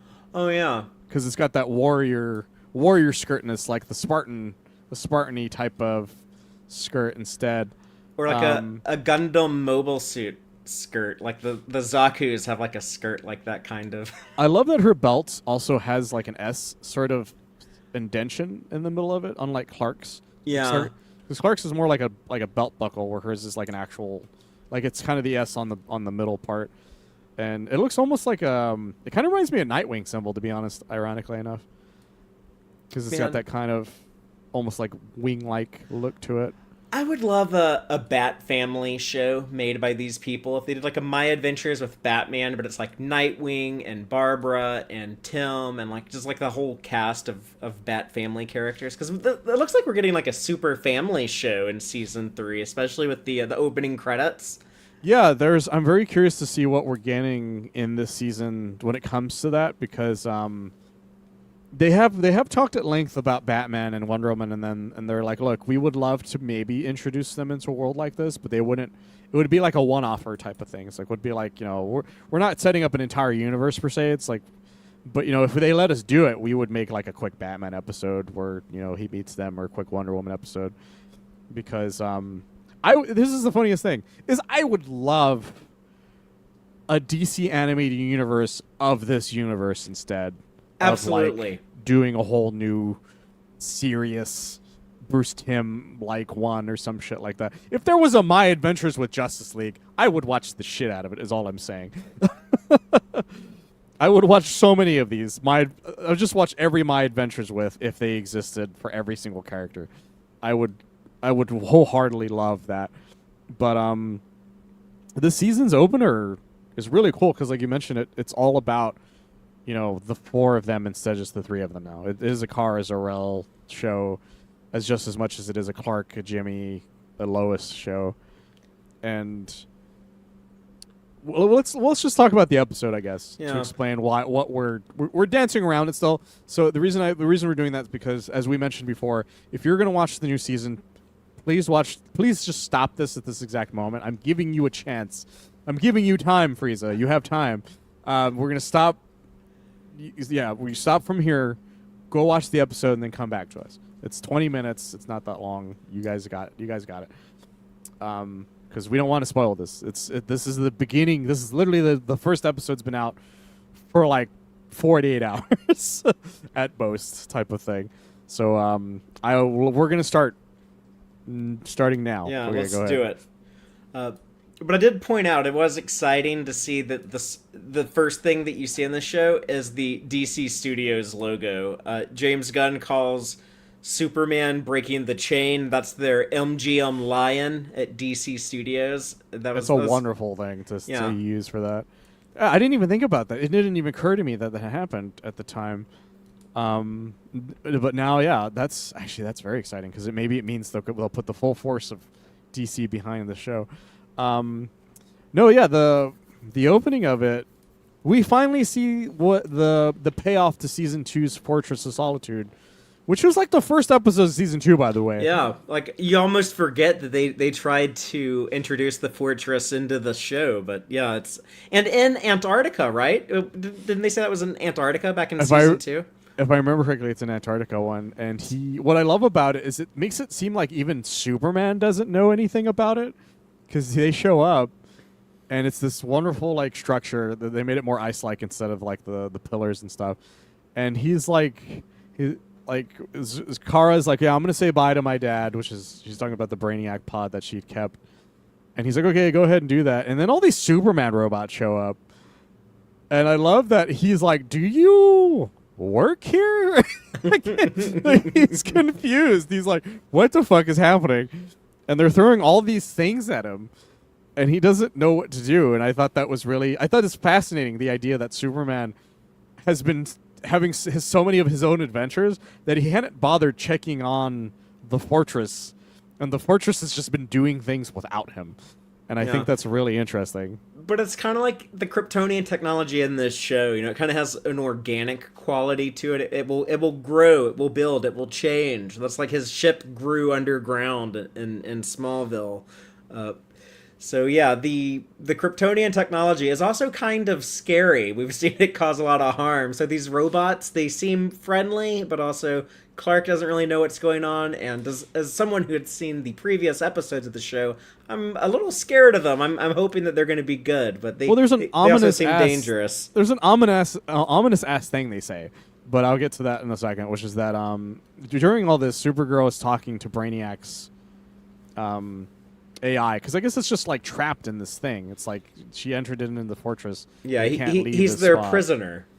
Yeah, and she's like, I'm just here to say goodbye, and he's just like, and he gives this whole like he goes into full Brainiac villain mode immediately. He's just like, you've tricked everyone into think you're some sort of fucking hero, but you're just like you're your father's daughter, and he's talking about himself, which is the funniest thing.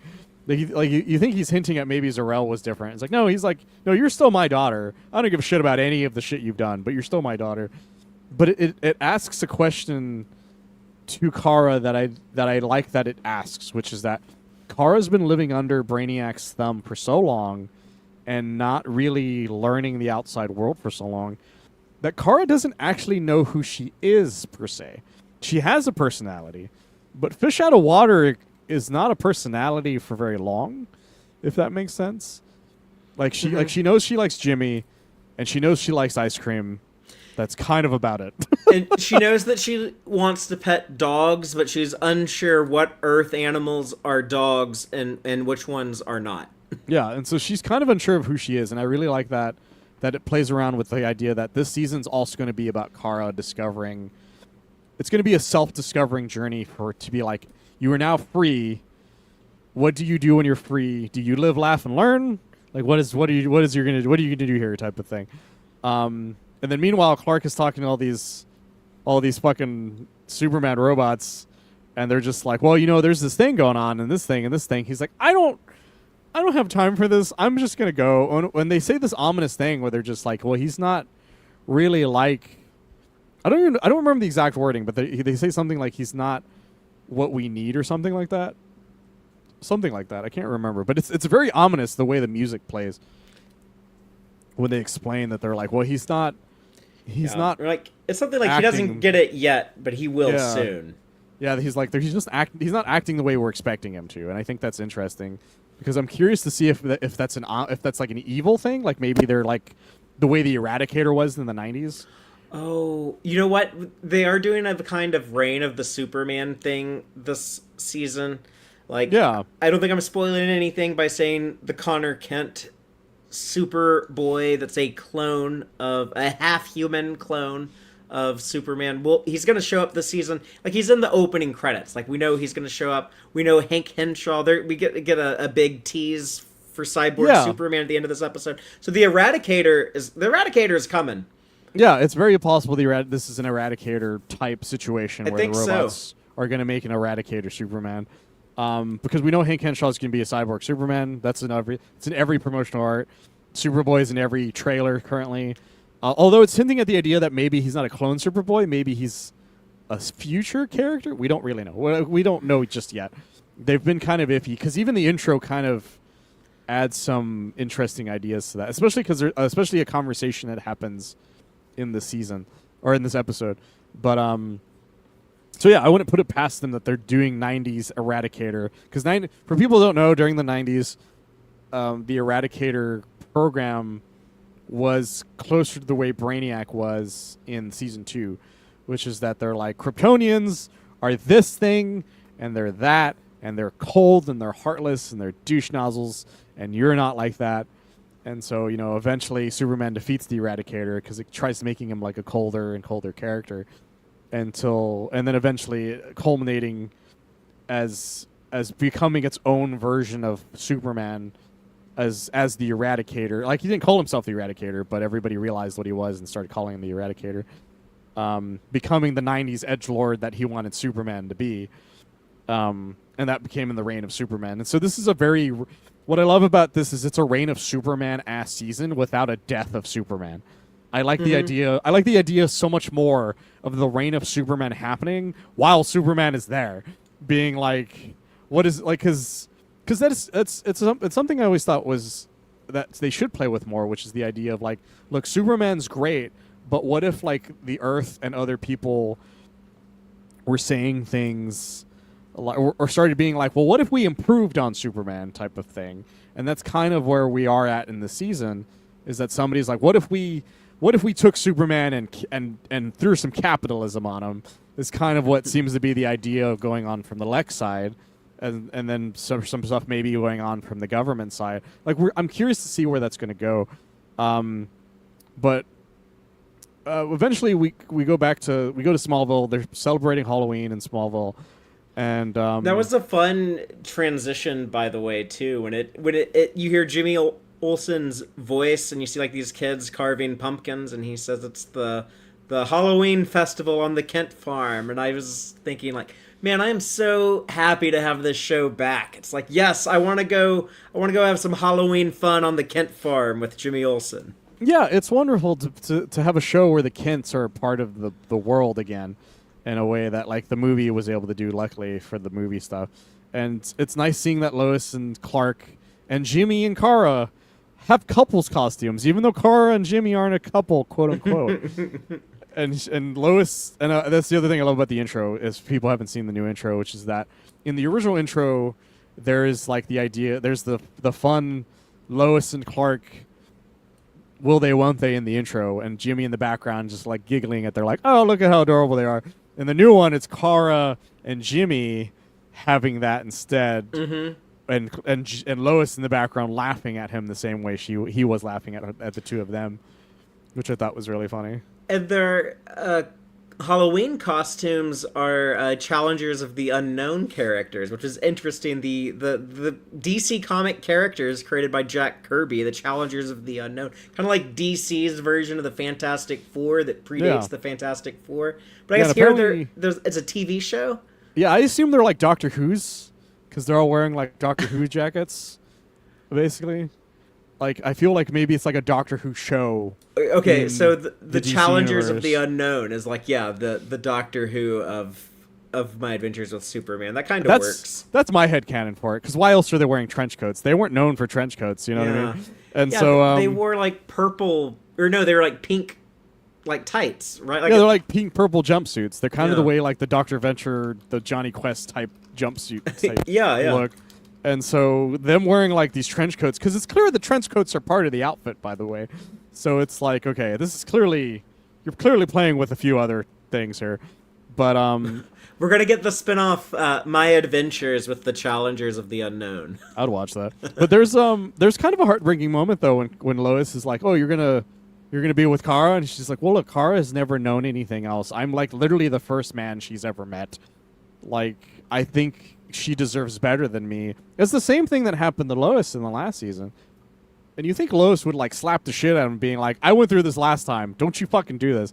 And what's great, Maciek just mentioned this, so I was going to bring it up as well, is that Kara doesn't have a secret identity. She's like, hi, by the way, it's me, your favorite crazy Kryptonian, Kara Zor-El, hanging out at this random fucking farm in Smallville. Sorry I almost helped Brainiac destroy your planet, but now I'm gonna go lift up this tractor. Yeah, I'm gonna go lift up this tractor and hang out with this dog that's shaped like a pumpkin. And it's like, and because what's interesting about it means that Kara can never just decide to have a secret identity all of a sudden, because they all know what she looks like now. It's not like she can... and if she starts dating Jimmy, they're all going to be like, well, hey, Jimmy, what happened with you and Supergirl type of thing. It's going to be like, oh, no, it's obvious. You're probably just Supergirl in disguise type of thing. You forget, Mike, that she can just put on a wig and become Linda Lee Danvers. Yeah, she can put on she can put on a brunette wig and just be like, I'm related to Robert E. Lee. And yeah. Again, that's the weirdest fucking thing that happens in that Supergirl movie. But, no, yeah, so it's fascinating that that's happening. And then the reason I brought up the Superboy maybe being a future thing is that there's a discussion with Lois and Clark where Clark is like, no, I'm happy we're together. And he goes full on, I have thought too far ahead mode, which is like, we should get a farm and we'll have a bunch of kids and a fence and a fucking dog. We're going to have all the things. And Lois is like, hold the fuck up. We just became reporters like not even like a year ago. Like, what are you doing? Type of thing. I love the role reversal on that though. Like normally it's the girl in the romance who's depicted as like the one excited, like let's start talking about marriage and kids and moving in together and all this stuff. Here I love it being Clark's thing and his reasoning for it about like, well, I did almost witness the end of the world. I'm thinking about these things a lot more now. Yeah, he almost died multiple times type of thing. It's like, at that point, you start being like, I need to know where we're going type of thing. But I like that Lois... Because Lois has and always will be the more masculine person in that relationship. Yeah, in a lot of ways, I guess that's true. I mean, she is dating a guy who's literally called Superman... But yeah, like there's a lot of times she's the one wearing the britches, let's say. Look, I love Clark to death, and every version of him, and I'm not even going to pretend that there's some version of Superman that's always going to be like, you know what, I'm actually the I'm actually the dude, bro. He's like, no. Every version of Lois and Clark, Lois is the one who wears the pants of the house, and then Clark just has to deal with it. But no more so than this version of Lois and Clark. Because this version of Lois and Clark, I love them both to death. Lois has the same, like, I've been raised by a dad who was, like, worried about the end of the world and who's toughened me up to the world type Lois. And Clark is the most marshmallow fucking version of Clark that has ever existed in all of Superman. And it's very fun to watch that, like, this sweetheart man try to talk to this tough as nails girl and be like, kids, and her being like, you need to slow the fuck down. But I like that she didn't dismiss it right away. She's like, look, maybe down the line, but they're like what, 21, 22 or something? 23, I think. They're supposed to be 23 at the start. They're not very old, basically, because it makes sense that Clark would think that's a normal thing. That's a small town thought process, though. Like, as much as I would love to pretend that, we live in a modern world where nobody would do that. It's like, no, that's a small town. People still do that. My small town did that for years. That was a thought process everybody has in a smaller town. Big cities, that it's less common, but it's still common in the fact that high school sweethearts still have that thought process. But once they leave high school, usually that thought process disappears when you're not in a small town. When you're in a small town, for some reason, that's still kind of your thought process. So I can see why Clark would be like, this is a great idea. I found farms that we can buy. And also, I want to live in the world where they can buy a farm on a reporter salary, by the way. Like a mid-sized, nice farm, because that means I could afford that farm. It's just like, sorry, it's the whole thing. But I think it's a fun conversation that they have, which is why I think maybe the way the intro seems to provide the idea that maybe that Superboy is from the future, especially because one of the trailers has him asking Clark questions about Clark and not like Superman himself, if that makes sense. Yeah, no, that's interesting. That makes sense. I can totally see Superboy being the half human, half Kryptonian son of Lois and Clark from the future who came back in time. But I was just thinking he was going to be a clone like he normally is, because they also show, the cloning facilities that they go and investigate here. When Lois is dead, the general is, even though he's retired and I guess he has like a job at the Pentagon, but he tells Lois, oh, you should ask your friend Superman to look into this weird cloning program. It's kind of it's not quite Waller and Cadmus, but it's adjacent to that. It could still be dangerous. Yeah, it's called Project Caliban, which is an interesting name because that's, I can't really think of anything that's like a reference to, in the DC universe at least, to Caliban. But I love her dad, by the way, because he shows up in full military uniform, and so at first you think maybe he's dressed like that is for Halloween, but then he's like, no, I work for the Pentagon. You're like, oh, this is just your work outfit. But it's adorable because he's clearly softened immensely, because he's like, yeah, the Kents invited me. And she's like, oh, that's fun. And then just goes, by the way, I have something I got to tell you. I haven't been entirely truthful with you, Liz. And so he just explains, he's like, some shit's going down. Could you, get Superman to look into it? And I also love that he's like, by the way, I've told you this many times. I said Superman. Superman specifically. Not you, not Lois Lane reporter. Send in Superman, the superhero. Yeah, the fact that he thinks that would stop her is hilarious to me. And so I love that.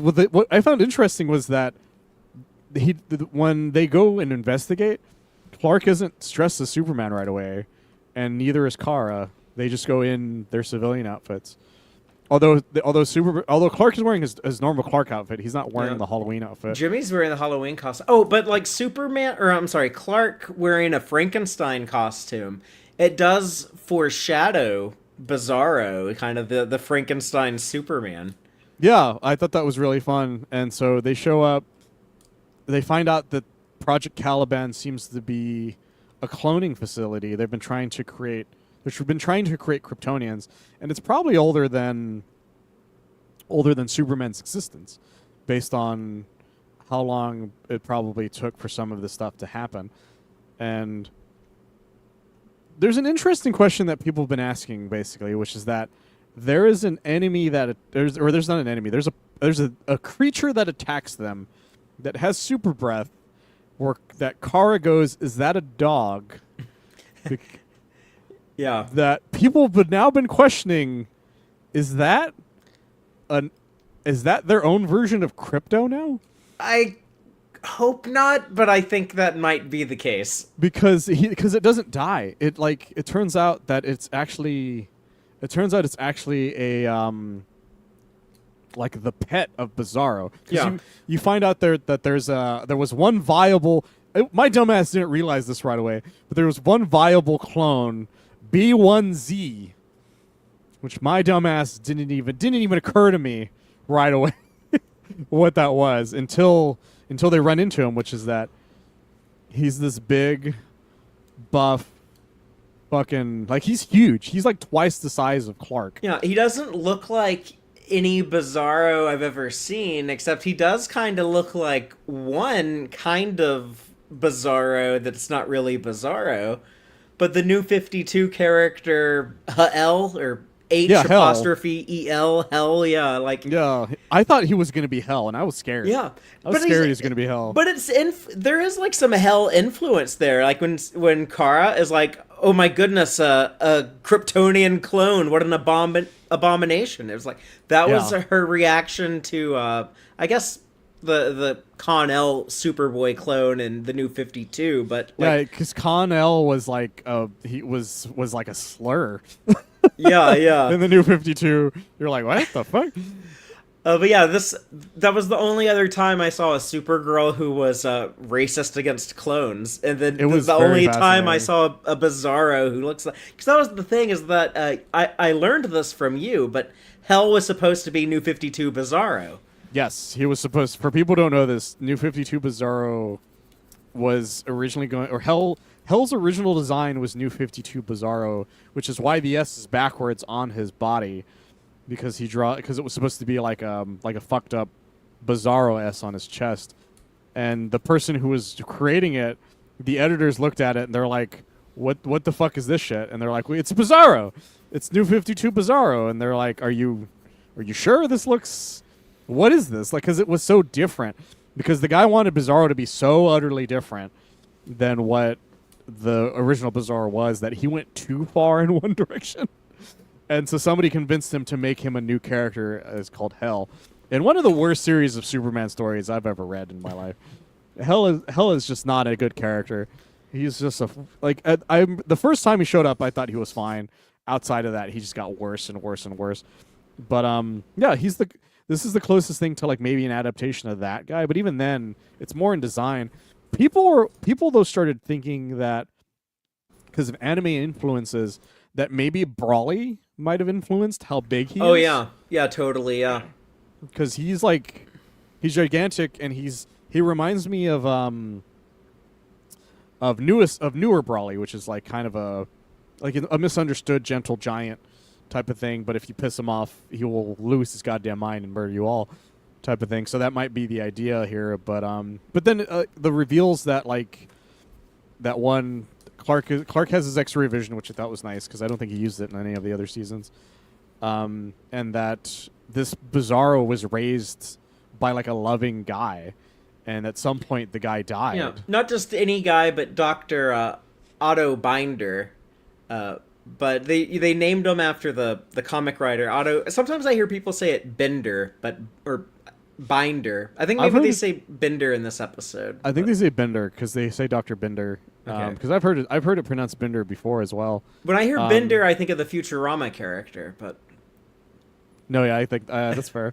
But yeah, it turns out he's a gentle little giant, and like and this kind of really, it feels sinister at first when you find the children's toys in the garden, in this basically Sesame Street type ass video of the doctor telling Bizarro, hey, you can be whatever you want. You can be a kind, caring person. And I like that Kara immediately, because like, you know, Lois and Jimmy are like, well, maybe they're trying to make him a weapon, but Kara immediately knows what's happening, because she's like, I was raised as a weapon. This is not the way you would have raised a weapon. This is the childhood I wish Brainiac had given me instead. Yeah, this would have been awesome. Like, is this what other abductees would have gotten? Because I'm fine with this. Yeah. And so and then comes the creepiest fucking thing that happens in the episode, is that Superman hears somebody say, help me, and he flies out. And at first you think it's like, maybe it's another scientist or something. But it's a fucking... It was Lex's robot. I don't know why Lex's robot would do that. It was just trying to, like, bait him into a trap. Yeah, and so he fights this thing with the help of Bizarro, or he saves Bizarro from it, and with his help is able to defeat it. And then luckily for Clark, the footage of the drone got corrupted, so it never saw him as Clark Kent at any point, because it was hovering around and it had been following them at first, so it would have gotten a clear image of that originally. But instead, all it got was an image of Bizarro and his pet, whatever it is, whether it's a new crypto, whether it's not, and Superman beating the daylights off of his robot. And I like the fact that, like, yeah, Bizarro's now out in the world. He picked a really great time, by the way. It's Halloween. It's like the opening of there. The opening of the Robert Pattinson Batman movie. You know, it's like everyone's out on the streets in their costumes. Yeah, it reminds me of that episode of The Office where Creed comes in covered in blood, and they're just like, "Yeah, great costume." He's like, "It's Halloween. That was really, really good timing." So it's like great that Bizarro doesn't have to worry about hiding from himself. I love the sweet thing where he's like, he sees Clark and he considers him friend because he saves him from the exploding place. So we're gonna get a very different Bizarro. We're gonna get I'm excited to see this Bizarro. I'm rooting for him to be a hero. I think he'll probably be taken into a dark kind of villain place, but I hope he can end his story as a good guy, because he seems to have like the heart of a hero in him. Yeah, and the subtitles confirm he is Bizarro. If you watch the subtitles, it says Bizarro struggles, Bizarro does this, Bizarro does that. So it doesn't try being coy about it. Machiak has some good thoughts in the comments in the live audience, though. He pointed out that the weird science experiment dog-like creature that we think might be the My Adventures with Superman Crypto. I had the same thought, but it does kind of look like the Crypto from Superman the Animated Series, back when Crypto wasn't allowed to be a dog from Krypton. Oh, his fake one that from Bizarro's world. Yeah, that Bizarro keeps. Like, he's thinking that could be Bizarro's pet in this show. I'm cool with that. And he's also suggesting, there was an episode of Superman the Animated Series when Mixia Spitalich was manipulating Bizarro. If he comes back to My Adventures with Superman Season 3, Mixie might be manipulating this Bizarro. Here's why I think that might happen, because that would be a great explanation for giving him a suit. Oh, yeah, totally. Yeah, and it could have, like, the backwards S and everything. It'd just be Mixie's design. You could put them in whatever, but... Yeah. It would be fun. I think it would be really fun for like another thing to add on top of the reign of Superman is a Bizarro. Mm-hmm. I think that's really fun. And I don't know. I only kind of skimmed the trailers, but I'm curious. Has there been anything showing that John Henry Irons, who was introduced in season 2, that he's coming back? They have not shown anything on John. In fact, Bizarro wasn't in any of the trailers either. The cloning facility stuff was, but Bizarro wasn't even hinted at. Yeah. And yeah, they haven't shown anything about Steel. All of them seem to focus on the idea of Hank Henshaw and Superboy specifically. And the other thing that I like is that, which I'm really happy about, which I can't wait to see, which is that being Superman is now harder and harder to do, was what one of the other trailers is doing, which is that like. Clark in the beginning, it makes sense that it would be easy in the beginning because it's just Clark, and it was a bunch of people using rogue Kryptonian technology, so that they themselves didn't know what they were doing.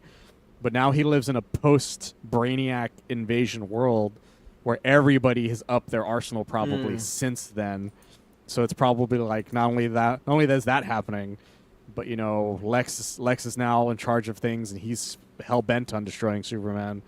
And now we have a cyborg Superman. We have all this other stuff that's happening. I like the idea that Clark is like. There's a great line in the trailer where Clark just goes to Jimmy, just going, "Jimmy, being Superman's much harder than it used to be," and I'm just like, "Yes, more of this, please," because this is the other thing I love about this version of Superman. It's the same thing that Superman the Animated Series did, which is that Superman may be the strongest being on the planet, but that doesn't mean there aren't things that are stronger than him on the planet. As well as because even I know that sounds contradictory, but it's not really, because Superman is the most powerful thing because he's strong, he can fly, he can do all the things, but there are things that could kick his ass if they try hard enough, and that's what's great about the My Adventure series, is that Superman does struggle, and you never feel like he's underpowered the way you do in Superman the Animated Series. Because in Superman the Animated Series, he struggles against some enemies that you're going like how are you struggling with that? He guy comes type off of as a little thing. nerfed in Superman the Animated Series, but I think he also does in Lois and Clark, and a bunch of depictions over the years. But And it makes sense because he's also a novice Superman as well. Like he's not a even with his own powers, he's not a master at them still. Yeah, I think that, it makes the most sense to me when you're adapting Superman. I think it's definitely an easier way to make the character relatable, to, dial his power level down a little bit. But it works more when you're telling these stories of young Superman, because it always gives him the potential to be like, eventually he'll grow and get stronger, and then he'll be that all-powerful, godlike Superman. You can still have those stories too, eventually. Yeah, exactly. He is a strong being in this universe, but the world is not as simple as it would be, because it's not a Superman the Animated Series world where things were already a realistic world that just became more sci-fi as it passed on. This is a sci-fi world where that he just happens to live in, and I think that's the main difference, and I think that's the reason it works way better. And it's easier to accept than nerfed Superman and from Superman the Animated Series type of thing. Because we know that Superman gets stronger too as the series goes on. Yeah, because you get to Justice League and he's beating the shit out of Darkseid and stuff. But yeah, exactly. He's able to fight Darkseid one-on-one without any help, unlike he was in the first chunk of Superman the Animated Series. It's wonderful. I love the show so much. I want it to last a billion seasons. There's one thing I really want to give the show credit for that we haven't pointed out yet, but it has such diverse depictions of these characters. They were very careful making this, that they were like, okay, anytime any of these characters that were used to, represent a certain community, we don't want to betray that, so we're going to try to keep all of the race bending that had happened before. But it makes sense if someone told me hey, make a Superman show starring Lois, Clark, and Jimmy Olsen. One of my first thoughts would be okay, I love all those people, but that's a lot of white faces. So I like that the show they gave us this half Korean Lois Lane. That is a very military brat thing to have. Hey, my white dad in the army married this Asian woman while he was overseas. Super common thing. But they kept the black Perry White from the Snyder movies and from the Gunn movies. But then they gave us a black Jimmy Olsen, like the Supergirl show, but made him a more traditional Jimmy. So yeah, Livewire is in a happy gay relationship. There's a lot of with a gender bent Heat Wave from Flash. So there's a little set of differences in the show, as you mentioned. That's just wonderful, and I love it. When I was watching it, I was thinking oh, cool, we have, this Perry and this Jimmy Olsen. I like them. But it made me think, I wonder if we'll still get a Ron Troop at the Daily Planet. Because, they already have these two black men here with Perry and Jimmy. But, the show was hey, you know what we're missing is a black woman at the Daily Planet. So then we got Rhonda Troop. And I was oh, what a smart move. They handled that very well. it was a great idea to make her that instead, and like everything just works. And it's funny because I remember there were some people who were trying to be like, "Why is this thing happening?" And it was like, did you really care about Heatwave that much all of a sudden? Because it's the thing the internet likes to do, where they're like, "I actually really cared about the character." I'm like, "No, you the fuck you didn't. Who the fuck gives a shit about Heatwave? He's not even like I get being upset about Captain Cold, but Heatwave, really? Heatwave, of all fucking people. Same with Round Troop. When people are like, "Why is Round Troop a woman?" I'm like, "Did you even know what Round Troop's name was before the show happened? Because I certainly did not expect you to. You guys didn't even know that Round Troop, that Jimmy Olsen was a character half the time, type of thing."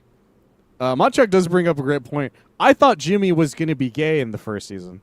That's what Taylor said also, but there's a reason for that for me outside of just the way he presents in the show, is that some of the show, the Black Jimmy Olsen, this isn't the first time we've ever seen a Black Jimmy Olsen. I'm not talking about the Supergirl show either.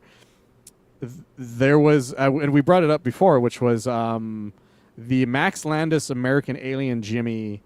This Jimmy reminds me more of that Jimmy. And I feel like they might have had some of that DNA in it, and they probably were playing with the idea that maybe he might be gay. Because there's never a point where he shows any interest in anybody in the first season. So they easily could have pivoted in it. And I felt like maybe they were like, we don't know if we're going to do that or not, might have been the idea. And then they probably just decided against it after a while. So I think that worked out.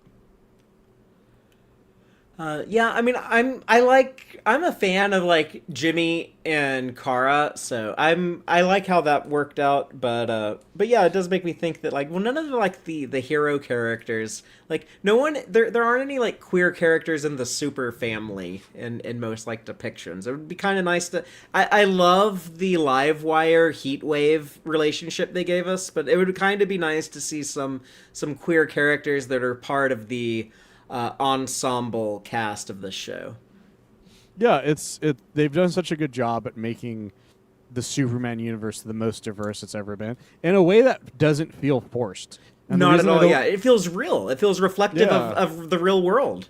Yeah, there's never a point where you look at a character going, doesn't make any sense to do that with that character. It's just like, no, that's that character being that's perfectly fine. Lois being Lois's dad being Asian and her being Asian due to it, and you never see what her mom looks like, type of thing.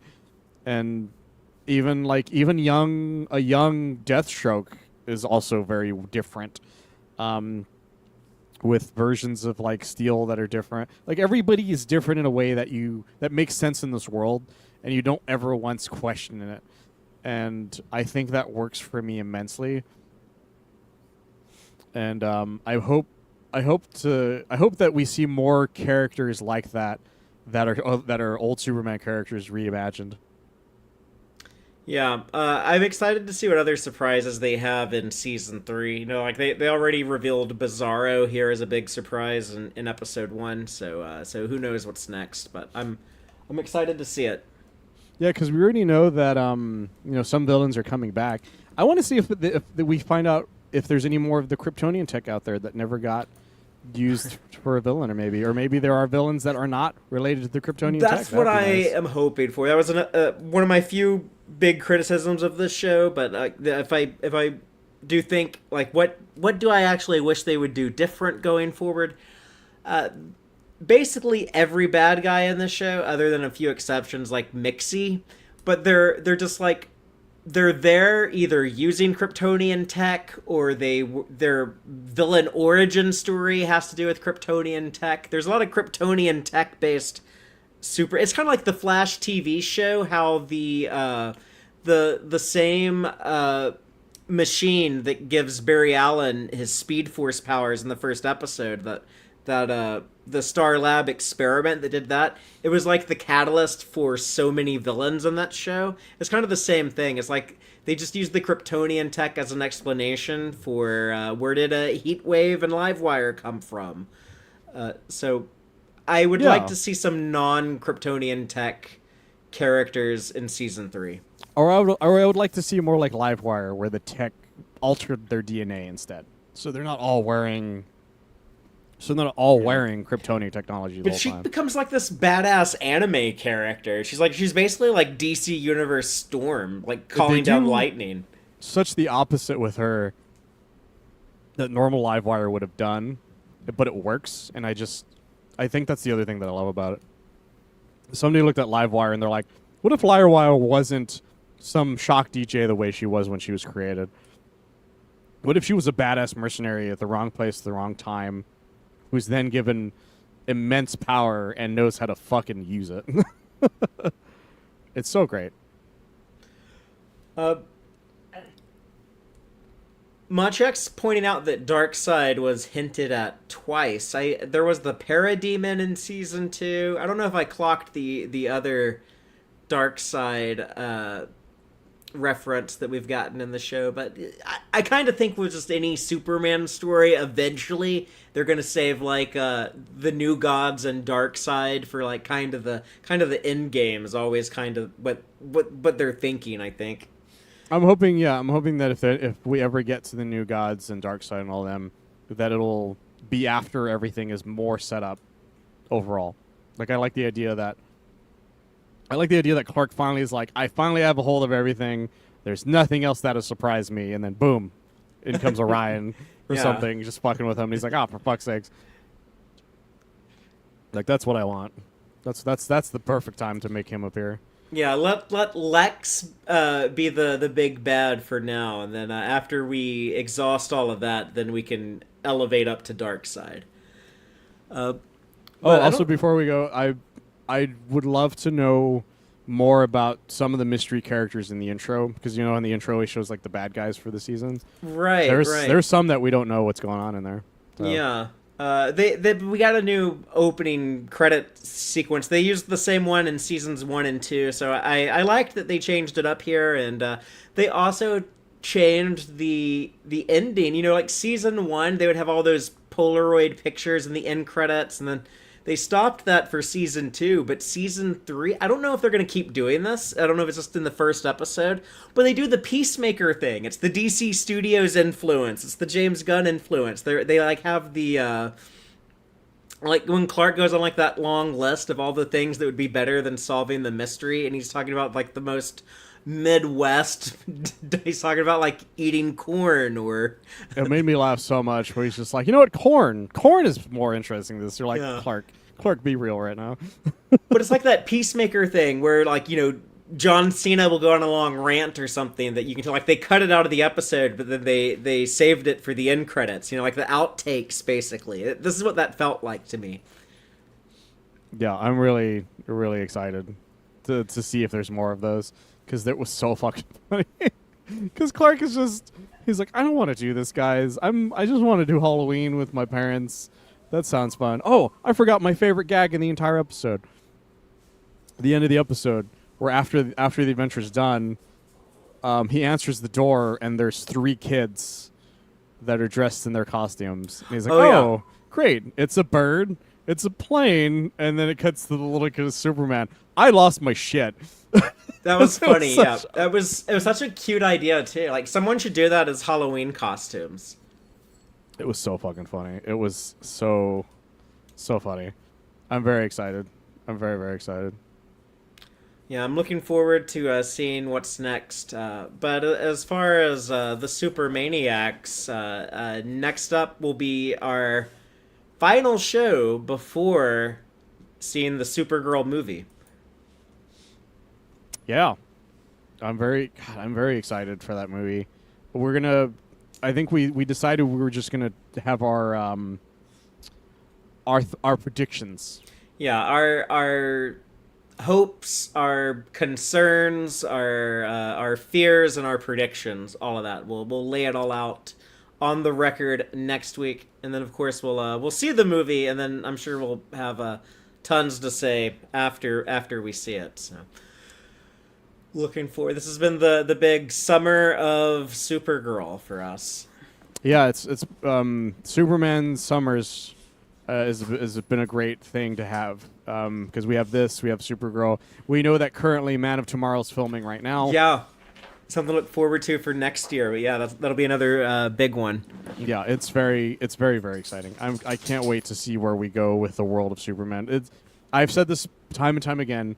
It has never been a better time to be a Superman fan than it is now. We had such a severe drought for so long in both comics, television, cartoons, whatever, because for some reason DC was very weird about what it came down to Superman. I always think about that quote where there's somebody, or they're like, well, we don't really know what to do with Superman. It's like, oh, yes, the hero that helps the downtrodden against evil billionaires who's happens to be an immigrant. I wonder what you could do with that type of character. There's never been a better time for Superman than right now. But yeah, talking about it was a drought. Just I am 40 years old, and in my lifetime, the only Superman movies I've had were Superman 4: The Quest for Peace, Superman Returns, Man of Steel, and then now, like, with between James Gunn, just within a 2-year period, I go from 3 Superman movies to 6 with Superman, Supergirl, and Man of Tomorrow. So, yeah, it's definitely good times for us Superman fans.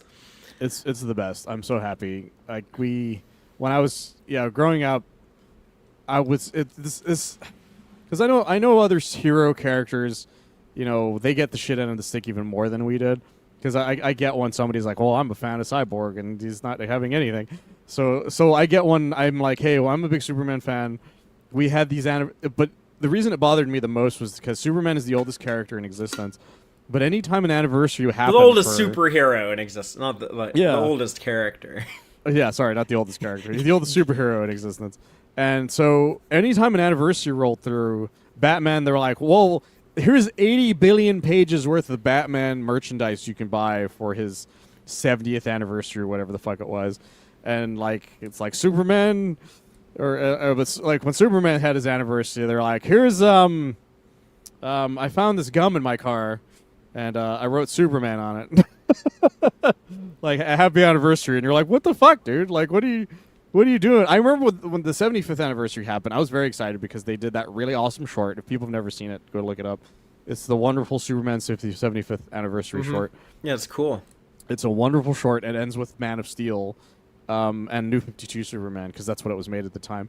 And then the 80th anniversary happened, and they're like, oh, I wonder what they're going to do for the 80th anniversary. It's like, well, you see, what we did was we took that short, and then we changed 75 into 80 at the end of it. And I was like, what the fuck? You didn't even make a new short. They're like, no one cares. And, like, they did nothing with it. And so it's like, meanwhile, Batman got a Batman Day and a real-life fucking Batman bat signal on some roof in Chicago or some shit. Like, crazy shit like that. And I'm sitting there being like, what do we get? And there's another instance of, like, we reprinted this other Superman comic again, just threw it at us. It's just like, come on, guys. This is fucking ridiculous. So we live in a world now where I feel like the next time a big anniversary comes up, we're going to get the whole fucking shebang again. Yeah. And that makes me very excited. Yeah, and we'll have some big Supergirl talk next week, but then after that we'll I guess we'll have some more talk for the new movie, but as season 3 is coming out, we'll get back to talking about my adventures with Superman sometime soon. But that's going to do it for now. We can go ahead and sign off. But until next time, as always, everybody, keep it super, y'all.